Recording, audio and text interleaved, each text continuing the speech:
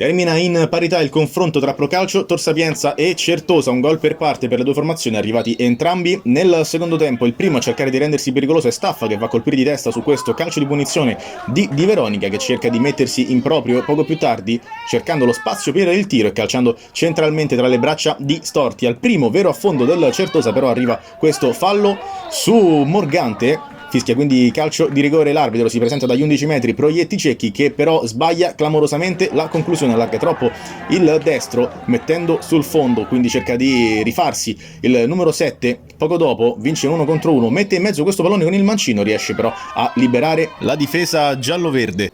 La punizione di Cucca è l'ultimo pericolo reale nel primo tempo per la Procalcio, che però rimane in 10 poco più tardi, quando su questa sventagliata Proietti Cecchi va via a Potenza, che allunga le mani. L'arbitro non ci pensa due volte, gli mostra il rosso diretto. Tra le proteste dei padroni di casa ad inizio ripresa, subito la punizione di corso, velenosa ma di poco fuori, a cui risponde Santelli in acrobazia, che deposita sul fondo. A metà del secondo tempo, in un'azione apparentemente facile da gestire per il Certosa, arriva il gol della Procalcio. Tiro di Ranalli, sulla ribattuta va De Witt, che da pochi passi non sbaglia. 1-0 per la Procalcio Tor Sapienza.